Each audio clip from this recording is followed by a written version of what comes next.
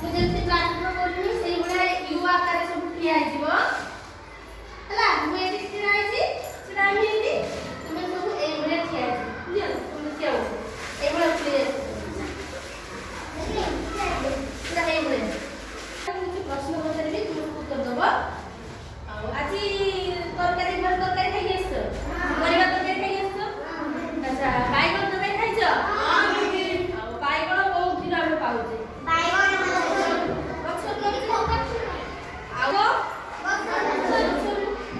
ଆଉ ନଡ଼ିଆଟା ଯେ ଖାଉଛ ସେଟା କୋଉଠୁ ଆସୁଛି?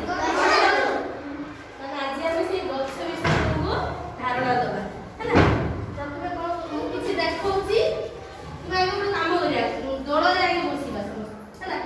1 2 3 ଏଇଭଳିଆ ମୁଁ କରିବି, ତୁମେ ସମସ୍ତେ କରିବ। 1 କୁହ, 1 କୁହ, 1 କୁହ, 1 2 3 ସବୁ ମନେ ରଖିବୁ କିଏ କିଏ ସବୁ ହେଲା। 1 2 1 2 3 ସବୁ ମନେ ରଖିଲ। 1 2 3 1 2 3 1 2 3 1 2 ହେଲା, ସବୁ ମନେ ରହିଲା। କିଏ 1 କିଏ 2 କିଏ 3 ସବୁ ମନେ ରଖିଲ। ଦିଦି 1 2 3 ଏଇଭଳିଆ ସବୁ ବସିଲା ହେଲା। 1 ଜମାରେ ଏଇ ଗୋଟେ ଦଳ କରିବା ଆମେ।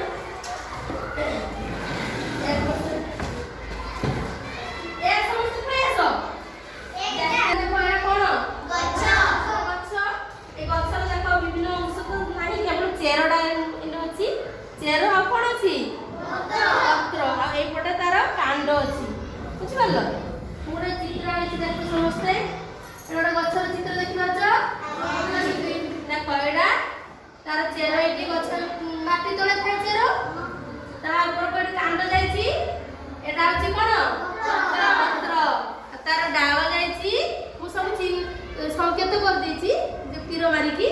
ଏଟା ହଉଛି ଫୁଲ, ଏଟା ହଉଛି ତାର ପତ୍ର, ଆଉ ଏଇଟା କ'ଣ? ଫଳ। ତୁ ଆଜି ଜାଣିପାରିଲ ଟିକେ ଟିକେ? ହଉ, ମୁଁ କିଛି କାର୍ଯ୍ୟ କରିଦେଉଛି, ସମସ୍ତେ ପୂରଣ କରିଦେବ।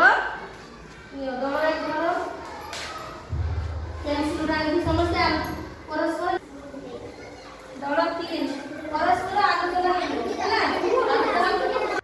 ପରସ୍ପର ଆଲୋଚନା କରିକି ହେଲା ସେ ପ୍ରଶ୍ନ ଆଲୋଚନା କର। କେଟା ଫୁଲ, କେଟା ଫଳ, କେଟା ପତ୍ର, ସବୁ ସେଇ ତୀର ଚିହ୍ନ ମାରିଛି, ସେଇଥିରେ ପୂରଣ କରିଦିଅ।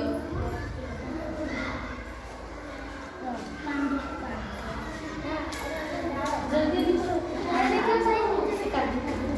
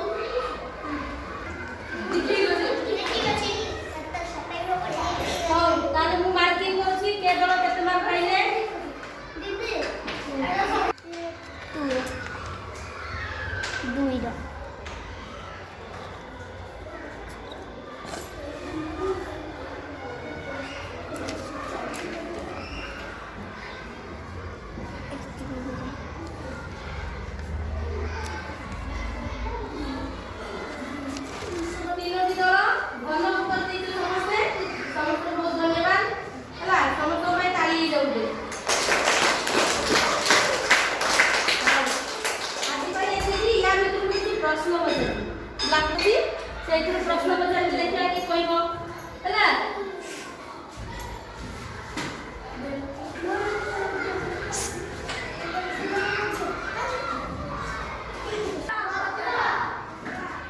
ତୁମ ଦଳରୁ ଜଣେ ଧ୍ୟାନ କୁହ କ'ଣ?